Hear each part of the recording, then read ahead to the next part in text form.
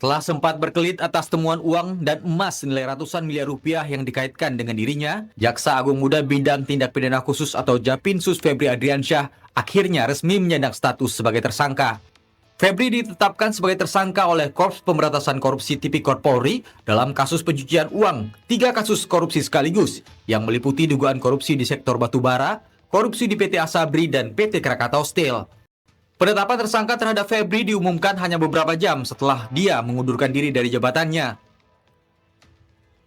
Kakortas Tipikor Polri Irjen Pol Toto Suharyanto menyebut, Febri menjadi tersangka baru dalam mega korupsi yang sedang diusut Polri terhadap 3 perkara tersebut. Sebelumnya, Polri telah menetapkan tersangka lain bernama Don Rito alias DR yang disebut sebagai pihak swasta. DR telah ditahan sejak 10 Juni 2026 di rumah tahanan Polda Metro Jaya. Polisi sudah menggeledah Money Changer dan Cafe The Clean Signature di kawasan Cipetir, Jakarta Selatan, hingga sebuah rumah di kawasan Bogor, Jawa Barat, yang disebut merupakan rumah Febri.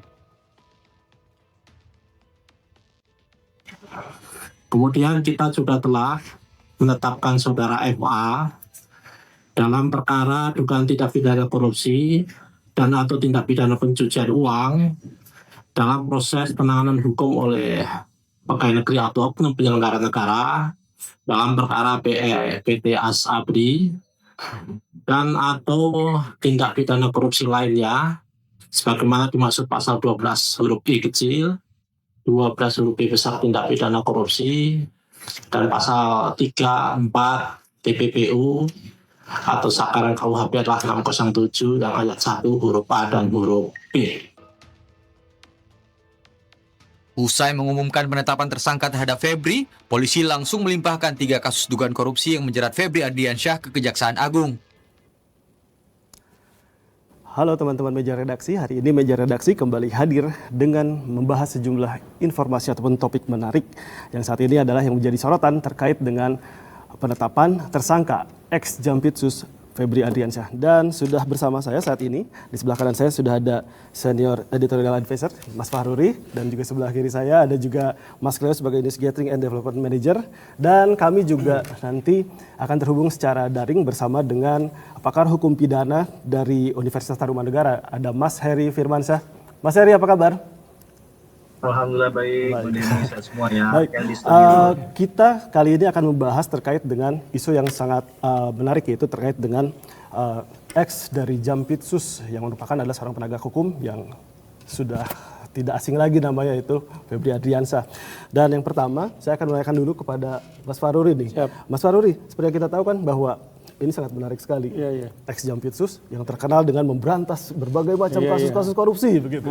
Tapi ternyata ditetapkan dengan menjadi tersangka terkait kasus yang dugaan yang hal yang sama. Nah, ini dari Mas Fahruri sendiri melihatnya seperti apa sih? Apakah memang benar ini adalah ujian besar gitu terkait dengan integritas penegakan hukum, seperti apa? Betul. Dengan tersangka adalah orang yang merupakan mantan petinggi Kejaksaan Agung, tentu tadi sudah disebutkan ini adalah ujian besar bagi penegakan hukum ya. Nah, menurut saya ini ada beberapa, menurut saya sih ya, dalam kasus ini ada beberapa kejutan. Misalnya tersangkanya sendiri Febri Febri Adriansyah ini kan ya tadi sebelumnya sudah menangani berbagai kasus-kasus besar yang menjadi perhatian publik. Menurut saya itu kejutan pertama. Yang kedua, jumlah barang bukti juga luar biasa. Ya, emasnya berapa? 76 rupiah, jumlah uang bisa sampai hampir 500 miliar ya, 500 miliar rupiah. Terus kemudian tiba-tiba setelah jadi tersangka dia kasusnya dialihkan ke Kejaksaan Agung. Artinya dari kejutan-kejutan itu kemudian publik akan melihat apakah proses hukum terhadap Febri Adriansyah ini akan berjalan sesuai dengan harapan publik. Artinya sesuai dengan hukum yang berlaku di Indonesia. Itu kan karena bagaimanapun Febri adalah mantan petinggi Kejaksaan Agung.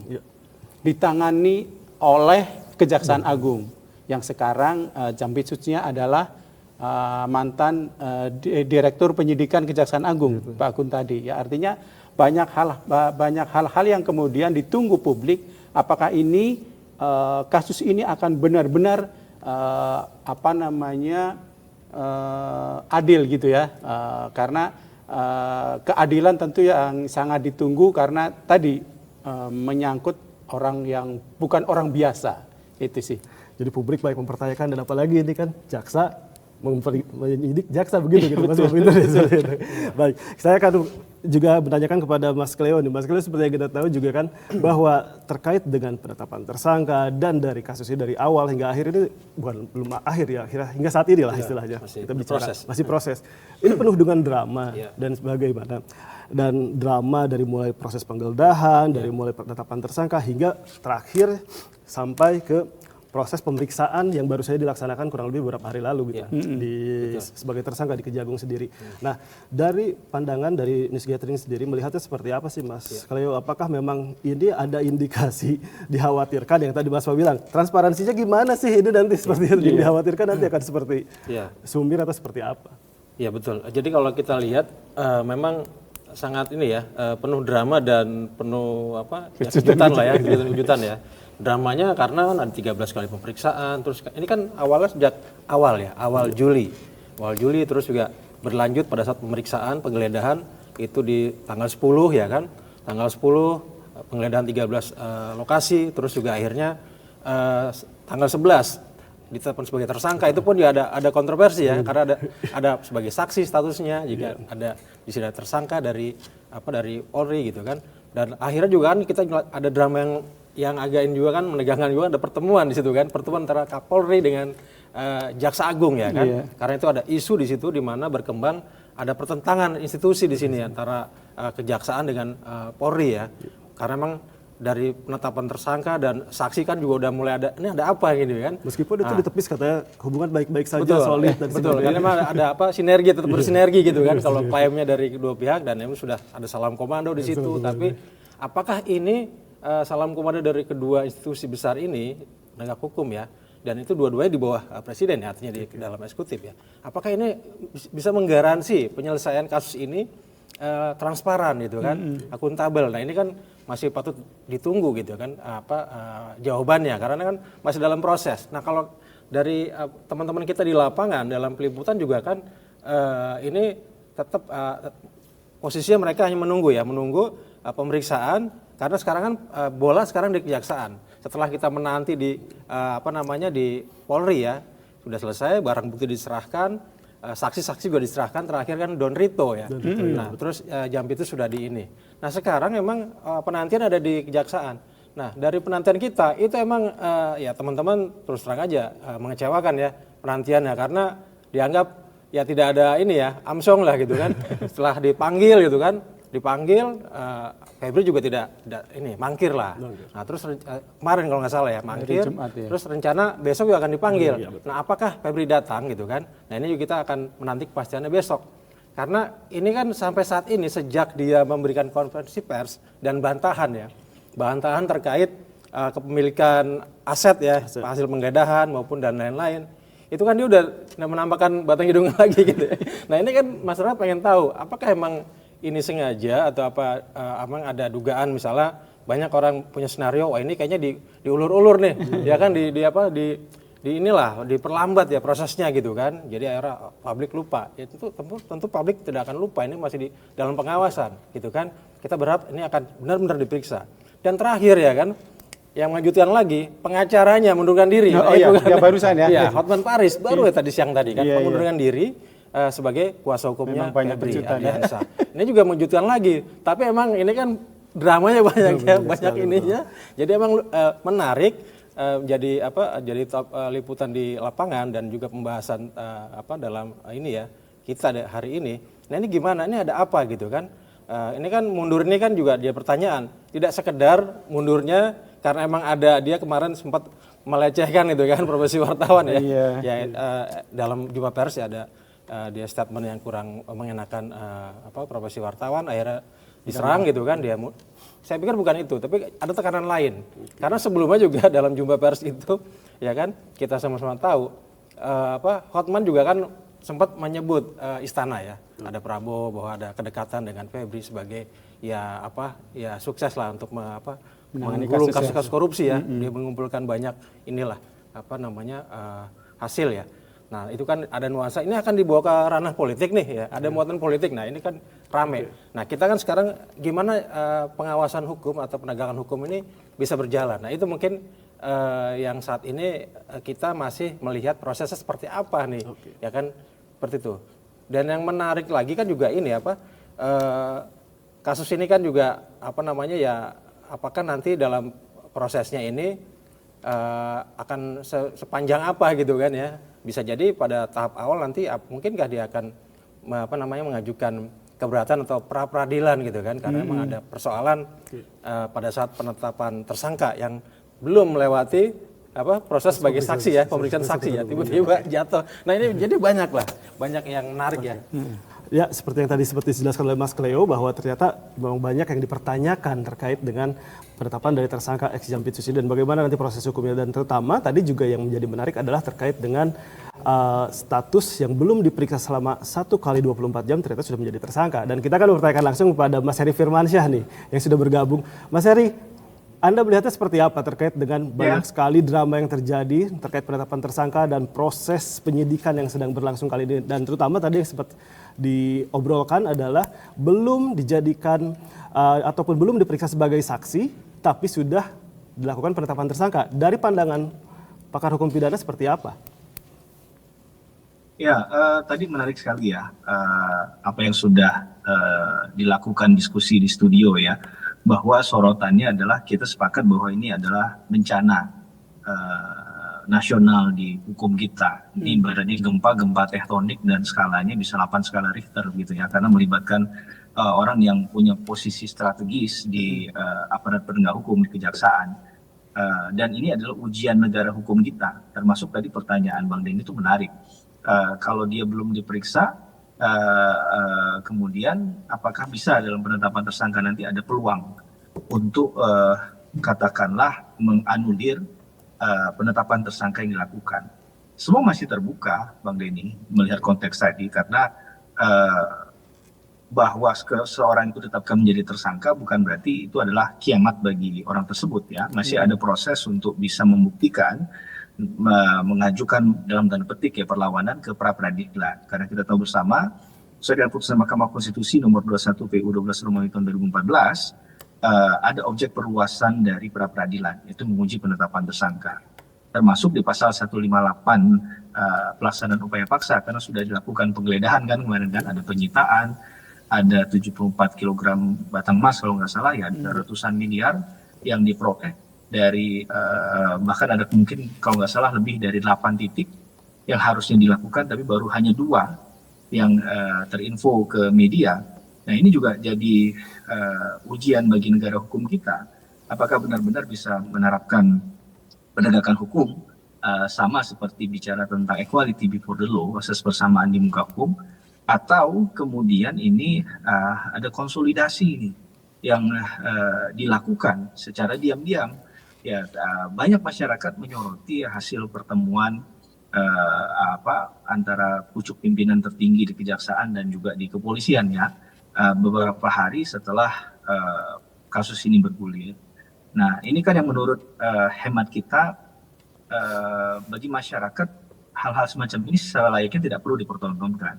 Hukum itu bekerja dalam ruang hampa untuk konteks ini. Dia tidak perlu kemudian seakan-akan butuh disuntik nyalinya, keberaniannya untuk memberantas dan menegakkan hukum dalam konteks ini. Karena dalam wilayah penegakan hukum tindak pidana korupsi, penyidik itu ada 3, Bang Denny.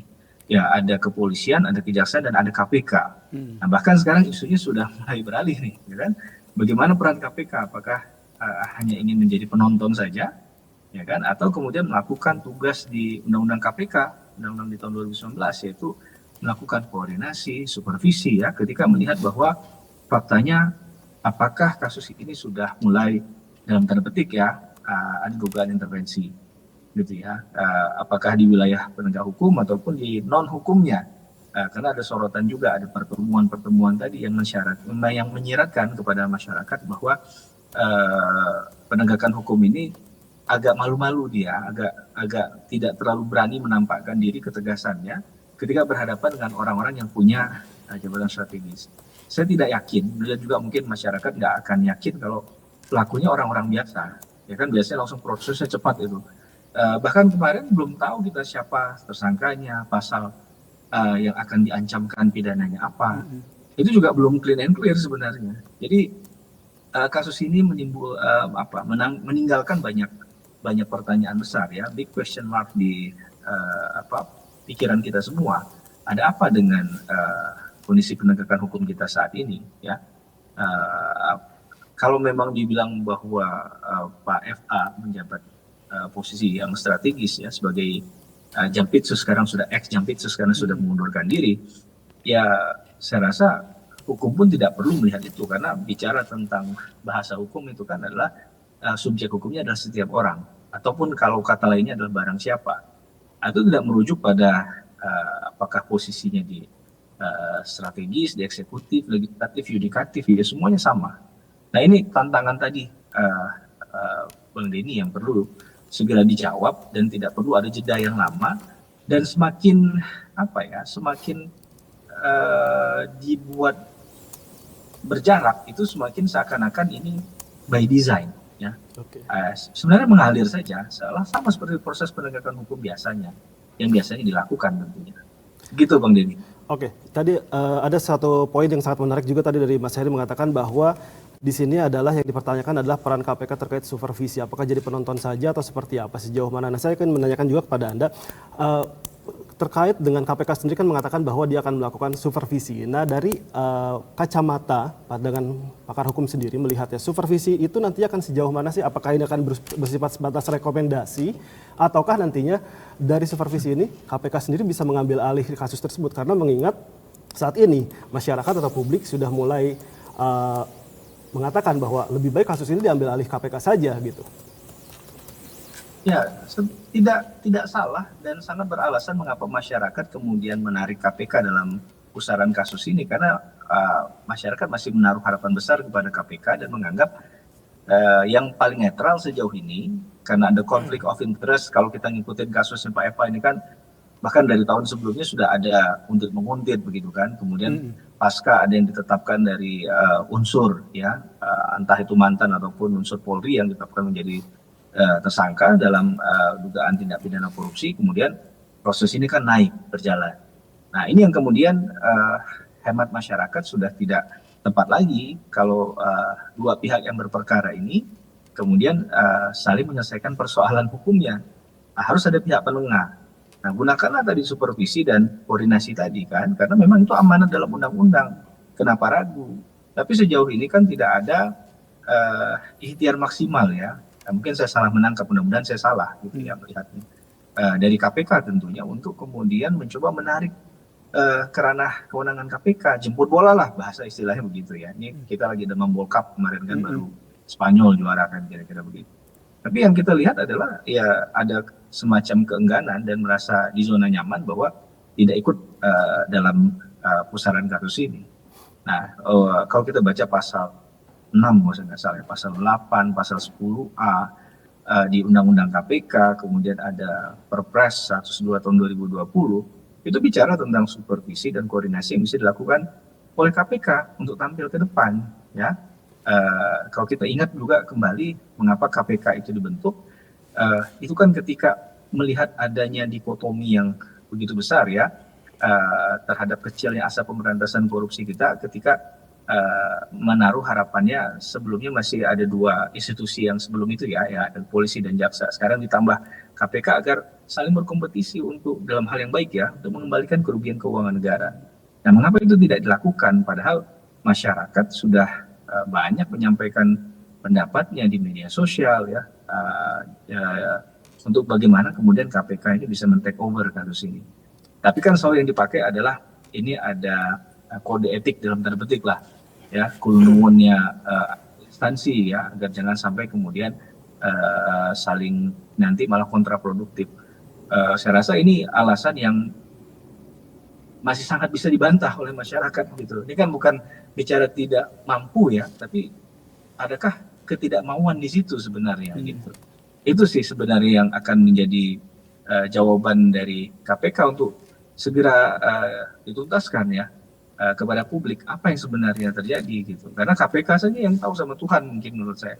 Karena kita di luar menganggap bahwa dengan dari segi kewenangan sudah sangat luar biasa KPK. Ya. Meskipun klaim dari izin saya potong Mas Heri, meskipun klaim dari Kejaksaan sendiri mengatakan bahwa ada 9 penyidik yang diantaranya adalah masing-masing berasal dari ex-KPK begitu. Ya, dalil itu mungkin terlalu dini kalau kita mengatakan adalah bagian dari perwujudan eksistensi KPK di dalamnya, karena kita tidak tahu sebenarnya apa yang terjadi di dalam. Yang pasti yang kita inginkan adalah komitmen dulu kan. Ketika ada komitmen, ada konsistensi. Karena kalau tidak ada pernyataan terbuka, ini kan masyarakat untuk mereminder ataupun menagih janjinya dan mengatakan bahwa ini belum terlaksana, ini sudah. Ini seakan-akan jadi bicaranya main aman kan begitu. Ya padahal kita ingat dulu juga ada kasus cicak versus buaya gitu kan. Nah, itu juga apakah itu yang membuat KPK menjadi ragu ya untuk kemudian mengambil langkah tadi. Kita tidak berusaha untuk membuang kasus ini kemudian seakan-akan menyudutkan KPK, tidak. Malah kita ingin membuat maksimal penanganan perkara ini agar kita kembali kepada kausalitasnya dan bagaimana penyelesaian perkara ini. Apalagi tadi kalau kita tahu ada dalam tanda petik ya banyak intrik-intrik ya, ada dari adanya kuasa hukumnya yang tampil kemudian dengan pernyataan-pernyataan yang kemudian menyulut persoalan hukum juga, kemudian akhirnya tadi saya dapat informasi juga sudah mengundurkan diri begitu kan. Nah, itu juga kan menimbulkan polemik. Yang kita mau sampaikan ke publik adalah kita harus tetap ingat kasusnya, bukan pada persoalan di luar itu. Apalagi kalau kita bicara hanya orangnya saja. Nah, tapi kita bicara kasus ini karena kasus ini akan kemudian bisa menyeret tidak hanya satu. Karena kalau lihat dari barang bukti yang fantastis tadi, rasa-rasanya nggak mungkin ya kalau hanya terlibat 1-2 pihak saja.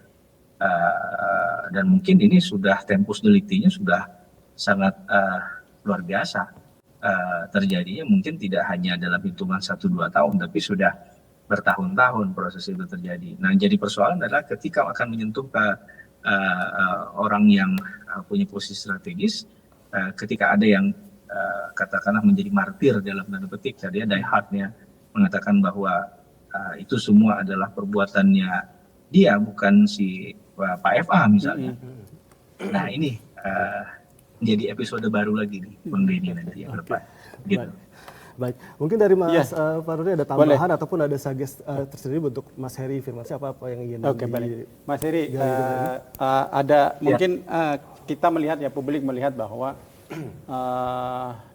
dari tersangka yang sudah ditahan kan baru 1 ya. Nah, publik melihat apakah ini ada perlakuan khusus terhadap tersangka lain atau memang secara proses hukum pidana itu penahanan terhadap tersangka itu bisa berbeda-beda gitu Mas Heri? Menarik ini pertanyaannya. Sebagai praktisi saya bisa mengatakan memang bisa saja treatmentnya berbeda-beda. Tapi kalau kita melihat kasus ini kan dengan nilai yang fantastis tadi dan kita tidak mengatakan menargetkan ya, karena bahasanya nanti agak negatif. Tapi ketika sudah muncul nama besar di sana, nggak mungkin itu kemudian terjadi dalam hitungan hari atau sekejap kan. Pasti sudah ada pembuntutan sebelumnya, bahkan pengintaian, ya banyak hal lah yang sudah dilakukan untuk memperoleh informasi tadi. Sehingga sangat mungkin dalam jejaring perkara korupsi ya ada peran-peran lain juga yang dimainkan begitu kan. Jadi tidak hanya bertumbuh pada satu aktor intelektual katakanlah, ada aktor-aktor lapangan juga yang punya peran yang lain, apakah menyamarkan uangnya, karena biasanya korupsi juga ada kaitan dengan misalnya tindak pidana pencucian uang. Yang kita tahu dalam konteks PPATK menggunakan istilah follow the money, misalnya mengikuti aliran uang. Nah, ini kan juga pastinya modus operandi yang dilakukan dalam kejahatan tindak pidana korupsi tidak sederhana ya Bang ya. Pasti mereka menggunakan cara-cara yang extraordinary juga, yang tidak biasa. Nah, maka pengungkapannya tadi juga harus menyeluruh Jangan hanya mengungkap 1-2 orang saja, karena untuk jumlah uang ratusan miliar dan puluhan kilogram batang emas itu rasa-rasanya tidak akan terjadi dalam 1-2 hari. Pasti sudah berlangsung lama. Dan pemiliknya siapa, kalau dikatakan sekarang ada isunya untuk satu kepentingan bisnis, harus terbuka. Sehingga bisa dilogikakan apakah benar uang tadi itu memang digunakan untuk kepentingan bisnis. Karena kalau bicara TPPU ke depan itu kan berarti kan ada uang hasil kejahatan yang ingin dicuci bersih, di money laundry, kira-kira begitu kan. Sehingga asal-usul dari uang kejahatan itu tidak terdeteksi. Nah ini jadi level yang lain lagi nih. Kalau kita bicara dalam penegakan hukum tindak pidana korupsi, apakah hanya sekedar menghukum orangnya, atau juga berupaya untuk mengembalikan kerugian keuangan negara tadi. Dan asal dari kejahatan itu juga harus dipahami, agar tidak nanti runtuh di proses pembuktian di persidangan. Karena bicaranya tentang, katakanlah, predikat crimes-nya, tindak pidana asal di pasal 2 Undang-Undang Tindak Pidana Pencucian Uang Undang-Undang 8 tahun 2010. Nah ini jadi kesulitan tersendiri bagi seorang penyidik dan penuntut umum kalau nggak punya data yang benar. Belum lagi kalau ternyata ya ada intervensi, ada tekanan, sehingga ketika dia mau mengungkap seluas-luasnya, ini mungkin ya ada larangan, jangan sentuh ke sana, hanya sebatas ini. Nah, sehingga akhirnya upaya penegakan hukum tindak pidana korupsi tidak maksimal. Oke. Begitu, Bang. Baik, ada satu lagi tadi kita membahas mengenai tentang transparansi. Jadi perlu ada pelibatan KPK tadi kita diskusi tadi bahwa untuk menjaga transparansi kasus ini. Nah, apakah memang kejaksaan secara resmi bisa mengajak KPK agar bersama-sama menangani kasus FA ini, Mas Heri? Iya, ya, menarik. Bahwa ketika kita melihat institusi di negara ini, khususnya dalam penegakan hukum, yang paling lemah kita soroti mungkin masalah koordinasi. Ini yang paling jadi titik sentral weakness-nya di menjalankan fungsi koordinasi, karena kadang ada ego sektoral dan lain sebagainya. Apalagi kalau ini dibawa-bawa untuk katakanlah bicara tentang kepentingan institusi. Seakan-akan orang yang di luar yang ingin mengkoreksi itu dianggap malah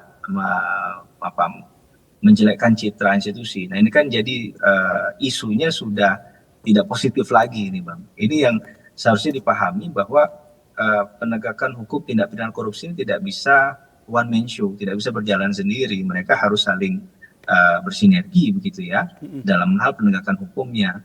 Tapi di teori itu gampang diucapkan, di ranah praktikal ya sulit sekali. Bahkan untuk konon katanya untuk mempertemukan di satu pertemuan biasa saja, melibatkan top level manajemen di masing-masing institusi penegakan hukum itu konon ya, mudah-mudahan ini salah isunya, itu sangat sulit sekali. Apalagi ini berkaitan dengan isu yang sensitif kan, membuka dalam tanda petik ya borok dari institusinya sendiri, seakan-akan ada ketidakrelaan gitu ya, ketika akan dikoreksi, akan dibantu untuk membuka praktik-praktik kotor semacam ini. Mudah-mudahan ya ada keterbukaan, transparansi, akuntabilitas dan sinergitas dalam penegakan hukum tindak pidana korupsi kita pasca mencuatnya kasus Pak FA, walaupun ini masih dugaan ya, karena prosesnya masih panjang ini. Iya, betul. Ya. Oke, silakan. Baik, kalau dari Mas Kalian sendiri, apakah ada Ya. sagas atau apa? Ya mungkin ini ya Mas Heri ya, teman-teman ya. Mungkin ini kan kasus ini kan memang menjadi fokus ya, perhatian nasional ya. Publik melihat ini memang ada ujian buat penegakan hukum ya. Karena kebetulan yang ini kan tersangka sebagai Jampitsus gitu kan. Nah, sebagai tokoh hukum yang memang sangat kuat ya dalam selama ini perannya juga kiprahnya sangat besar gitu kan. Nah, ketika dia tersangkut dengan persoalan hukum, nah apakah ini sejauh mana ini, apalagi dia sekarang diperiksa dalam institusi yang sama, kejaksaan. Nah, ini kan kita ada pertanyaan terkait dengan sejauh mana ini pengawasan internal dari kejaksaan. Ini kan menjadi masalah ya. Jadi mungkin integritas institusi seperti apa. Nah, kalau kita kembali lagi, karena kan kasus seperti ini, artinya di mana tersangkanya itu dari penegak hukum yang kebetulan memang udah tinggi levelnya. Kalau kita flashback, kita ingat lagi dulu ada cicak buaya ya. Di situ juga ada rivalitas antara KPK penegak hukum dengan Polri ya. Dan akhirnya yang jadi korban adalah Anggodo Wijoyo yang jadi ini ya kan ditahan ya karena itu jadi ini katakan jadi ini tumbalalah. Terus juga terakhir yang sebelumnya juga setelahnya ada kasusnya Ketua KPK Firly. Ya, akhirnya kan dilimpahkan ke institusi Polri dan akhirnya mengambang. Artinya dari beberapa kasus yang sudah pernah berlangsung itu mekanisme penyelesaian hukumnya tuh akhirnya jadi anti klimak, Mas Heri. Apakah ini juga akan terulang atau gimana? Gimana ini pertaruhan di mana nih di sini? Siapa yang akan bisa menentukan penegakan hukum di sini? Apakah mekanisme politik atau hukum nanti jadinya? Ya, kalau kita di Fakultas Hukum belajarnya hukum sebagai panglima ya, walaupun setelah belajar lagi ya tetap aturan undang-undang itu digodoknya lewat proses-proses politik, kira-kira begitu kan, dalam mengambil kebijakan, eksekusi dan lain sebagainya. Yang pasti begini bahwa dramatisasi ketika ada proses penegakan hukum ini harusnya tidak boleh terjadi begitu ya.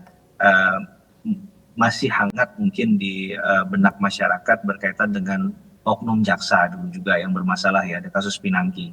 Ya apa kabar sekarang? Mungkin orangnya sudah hebohnya di awal itu.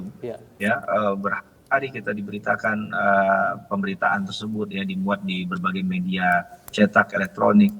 Tapi masih terjadi lagi hal-hal semacam ini. Saya sepakat tadi ada pengawasan internal yang mungkin bermasalah. Ada bahasa yang menarik yang perlu diperhatikan itu adalah yang mengawasi dan diawasi jangan sampai berperilaku koruptif. Nah ini kan yang harusnya diperhatikan karena sistem pengawasan bagaimanapun ya namanya manusia, konon kata orang-orang kriminolog ya, untuk melihat studi kejahatan itu terjadi karena ada niat dan kesempatan. Dan bagaimana kemudian bisa meminimize, saya nggak mengatakan menzirokan karena rasa-rasanya agak sulit, bukan berarti pesimis ya, saya lebih realistis saja begitu. Antara niat dan kesempatan ini bagaimana kita bisa meminimalisir hal itu, gitu ya. Karena banyak hal kadang diciptakan itu, bahkan prosesnya itu bisa terjadi seakan-akan ada kebenaran dan pembenaran dalam satu praktek koruptifnya. Kayak kalau kita bicara tentang penjelasan 74 kg batang emas itu diperoleh dari mana dan juga uang ratusan miliar itu, kalau memang ada kaitan dengan hasil tindak pidana atau dari satu kejahatan apa, itu saja kadang tidak terlalu terbuka penanganannya dari awal gitu ya. Padahal itu pintu masuk yang menurut saya bisa menjelaskan secara menyeluruh ya gambaran mengenai penegakan hukum di negara kita, khususnya tentang tindak pidana korupsi. Apakah kita benar-benar punya willingness yang kuat untuk menyelesaikan akar persoalannya? Atau ya ini hanya sekedar ya pemadam kebakaran. Ketika ada kebakaran bekerja gitu. Dan ada kekhawatiran masyarakat tadi ya istilahnya jeruk makan jeruk misalnya. Nah ini kan ini istilah yang menarik juga ya, Bang ya, bahwa ketika kita bicara konteks ini berarti ada distrust masyarakat. Ini yang paling bahaya menurut saya. Karena hukum itu kan harusnya menciptakan trust ya, kepercayaan. Nah, ketika masyarakat menilai bahwa ini bisa diselesaikan dengan pertemuan gitu ya, kemudian orang yang dijadikan tersangka itu ada pembedaan perlakuan. Kalau orang lain kemudian langsung ditangkap, ditahan, ini prosesnya nggak ada. Seakan-akan masyarakat ini dianggap tidak pintar begitu, padahal masyarakat sekarang sudah sangat pintar memahami hukum gitu. Sehingga yang kita minta ya masyarakat bisa jadi mata, telinga ya dalam kasus tindak pidana korupsi untuk mengawasi advokasi yang terjadi dalam kasus ini. Ya sangat mungkin banyak celahnya ya yang diciptakan, sengaja diciptakan, karena bicara tentang penegakan hukum tindak pidana korupsi menurut saya bicara juga tentang endurance ya, ketahanan gitu, tidak hanya bicara pada komitmen saja tapi konsistensi. Nah kadang kita lemah di situ gitu. Belum lagi kalau nanti ada perlawanan balik dengan mereka banding, mereka kasasi, mereka PK. Jarang sekali kita sudah mengikuti kasus itu sama persis dengan episode awal kasus itu bergulir. Jadi ini memang harus hati-hati ya. Saya kadang berusaha untuk memberikannya dengan cerita di Piala Dunia lah. ya. Kalau penonton Inggris lawan Argentina di semifinal Piala Dunia kemarin tidurnya masih di menit ke-80 tuh masih aman. Itu ketika bangun di menit 85, 86 itu udah posisi udah berbeda tuh.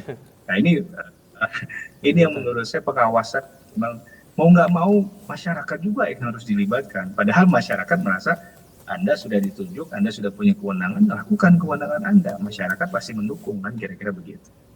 Nah ini di tengah ketidakpercayaan publik terhadap institusi penegak hukum ya, karena memang ini kasus ini kan jadi polemik dan meragukan gitu Mas Heri, meragukan kira-kira pedang keadilan ini kemana nih, apakah arahnya kemana, ini kan masih pertanyaan. Nah ini di tengah ketidakpastian itu, artinya ketidakpercayaan publik ya terhadap penegakan hukum kita. Nah kalau dari kacamata Mas Heri ini akan kemana nih kira-kira? Ada berapa senario atau apa kejadian? Mungkin orang sekarang udah meramal ini, udah inilah. Ujungnya akan kemana lah ya? Udah ketahuan gitu loh. Ini pasti akan kesini. Nah ini artinya gini, apakah senario-nya gimana? Kira-kira 1, 2, 3 atau 5 skenario. Terus juga kira-kira gimana ya agar publik itu juga partisipasi publik itu benar-benar didengar, ya kan? Didengar dan akhirnya direspon. Nah, apakah di sini ini kan masih wilayahnya belum masuk dalam persidangan ya, belum masuk wilayah ke legislatif yudikatif ya, artinya masih ada di bawah eksekutif lah seperti itu. Apakah di sini memang perlu ada intervensi yang mungkin lebih kuat, misalnya dari pemerintah ya atau dari presiden bahwa diberikan target, udah ini harus cepat selesai gitu kan, seperti itu. Kira gimana Mas kayak itu Mas? Bisa jadi itu jadi salah satu cara ya, tapi saya juga merasa kok kita seakan-akan hopeless ya kalau semua harus dikembalikan kepada presiden. Berarti sistemnya tidak bekerja. Berarti kan ini harus dalam tanda petik ya dicambuk dulu, baru bekerja kan. Ini kan sesuatu yang menurut saya berarti sistemnya tidak berjalan dengan benar. Padahal kewenangan sudah ada, regulasinya ada, ya SDM-nya ada. Apa yang membuat kemudian ini tidak bisa terlaksana? Di dalam roadmap pemberantasan korupsi kita, berarti kan dari something wrong di situ yang harus diperbaiki. Nah apa gitu. Kalau semuanya dikembalikan kepada Pak Presiden, mungkin bisa menyelesaikan. Tapi sekali lagi saya katakan, ini akan sangat lelah sekali kita melihat pola penegakan hukum pemberantasan korupsi kita yang seperti ini. Ya harusnya ada keberanian dari pucuk pimpinan tertinggi untuk mengambil kewenangan itu.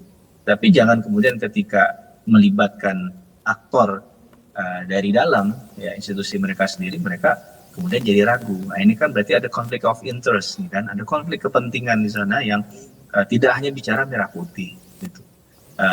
Ini yang sejatinya dalam proses misalnya penempatan posisi strategis itu harus orang yang punya kapabilitas, integritas, ya kan, profesional, ya untuk menjalankan tugas-tugas kenegaraan semacam ini.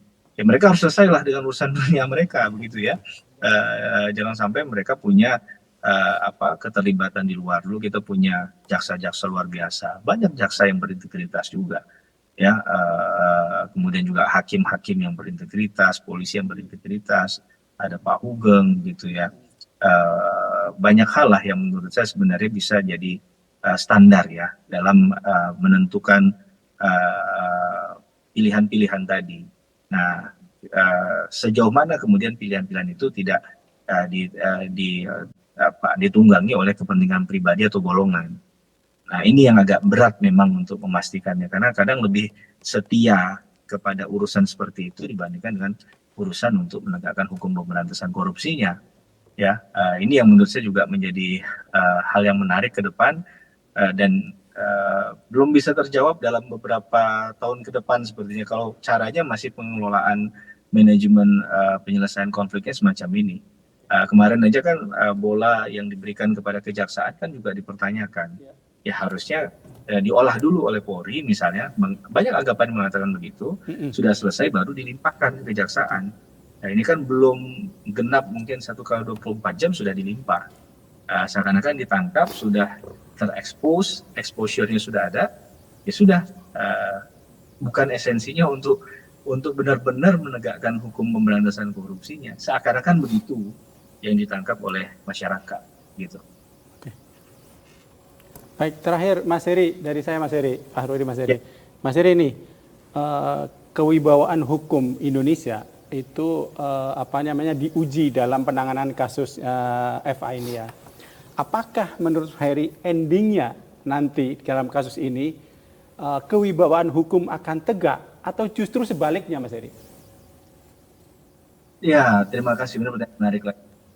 Saya sebagai orang hukum yang praktisi dan akademisi, saya mengajar di EVA Universitas Tarumanegara, kita memberikan optimistis ya kepada masyarakat luas.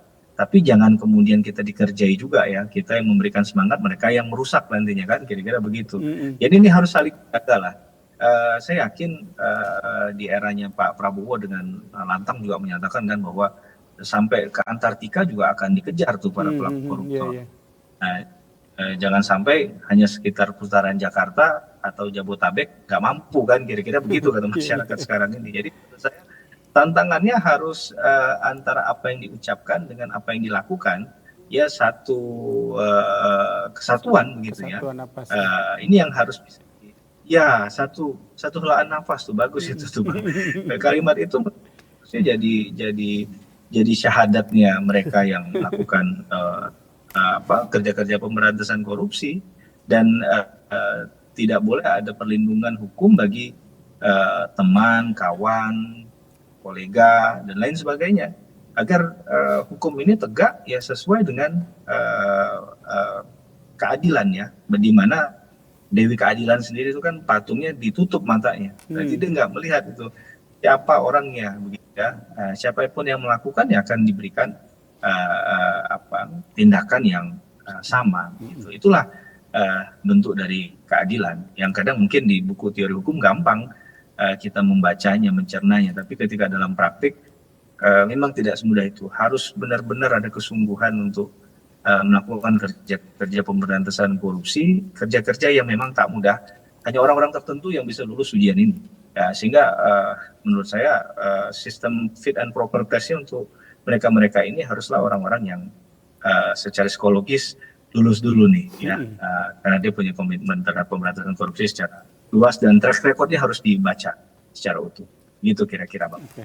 Baik, Mas Heri Firmansyah, pakar hukum pidana dari Universitas Tarumanegara, terima kasih atas waktunya sudah bergabung diskusi bersama kami di meja redaksi pada hari ini. Dan tentunya kita akan kawal terus nih bagaimana nanti kasus ke depannya ini, seperti apa proses penyidikannya hingga tuntas. Begitu Mas Heri ya? Terima kasih banyak Mas Heri atas informasi dan waktunya, terima kasih banyak. Dan seperti yang tadi kita sudah mendengar bagaimanakah masukan-masukan dari Mas Heri Firmansyah terkait dengan bagaimanakah proses hukum ataupun kaidah-kaidah hukum yang terkait untuk proses dari ex Jampitsus Febri Ardiansyah. Dan saya ingin menanyakan untuk yang terakhir kali sebagai closing statement dari Mas Fahrudi terlebih dahulu, apakah dengan kita ambil kesimpulan terkait dengan kasus ini, apakah ini nantinya akan menjadi suatu momentum untuk reformasi khususnya di institusi penegak hukum? Oke, baik. Seperti yang tadi sudah kita diskusikan juga dengan Mas Heri bahwa kasus FA ini menjadi ujian bagi kewibawaan hukum di Indonesia. Apakah nanti akan berujung bahwa prosesnya benar-benar adil, walaupun yang yang menjadi menjadi tersangka ini adalah mantan petinggi Kejaksaan Agung, ya kan? Nah, kalau kemudian ini memenuhi unsur keadilan, maka kewibawaan hukum akan bisa terjaga. Tetapi kalau sebaliknya wibawa hukum tidak terjaga, artinya kalau wibawa hukum sudah tidak terjaga, itu sudah tidak dihargai lagi, ya artinya bisa terjadi pelanggaran-pelanggaran hukum dari mulai yang rakyat biasa sampai ke pejabat petinggi. Artinya sudah tidak ada yang bisa diharapkan lagi ketika penegakan hukum yang ujungnya tidak memenuhi rasa keadilan. Itu yang diharapkan. Apalagi kemudian orang yang artinya menjadi tersangka dalam kasus ini adalah bukan orang biasa, tapi benar-benar adalah pejabat tinggi di lembaga penegakan hukum. Itu sih. Oke, baik. Dari Mas Cleo mungkin? Ya, kalau dari saya kita lihat ya, dalam kasus ini memang kita sudah terlanjur melihat ada semacam persepsi publik terkait dengan kepercayaan ya pelayanan publik terhadap penegakan hukum. Ini kan masih lemah. Jadi kalau dalam kondisi seperti ini masyarakat atau melihat sejauh mana kualitas atau proses ya penyidikan, penuntutan ya kan atau juga dalam pengadilan nanti itu berjalan transparan gitu kan, profesional ya kan, ada integritas di situ gitu kan. Nah, disitulah mungkin yang akan menentukan nanti ya. Kalau itu berlangsung secara jujur ya kan, transparan, mungkin akan bisa mengembalikan kepercayaan publik ya terkait dengan persepsi yang sudah buruk tadi, membalikan lagi. Nah, namun kalau memang terjadi sebaliknya, ya terjadi tidak transparan, terus juga prosesnya juga panjang ya, berbelit-belit, terus juga banyak polemik, banyak drama. Nah, ini akhirnya bahkan memunculkan lagi, wah artinya ini ya itulah potret atau wajah hukum kita bisa terlihat dari gimana, sejauh mana penindakan atau penyelesaian kasus hukum ini yang memang sudah menjadi sorotan masyarakat luas ya. Oke, baik, terima kasih banyak Mas Clay, Mas Fahruri. Tentunya ini sangat menarik sekali ya, namun durasi kita sangat terbatas sekali untuk membahas lebih detail lagi. Baik pemirsa, demikianlah meja redaksi kali ini. Saya Denny Swastika, terima kasih dan sampai jumpa. Sampai jumpa. Sampai jumpa. Terima kasih. Terima kasih.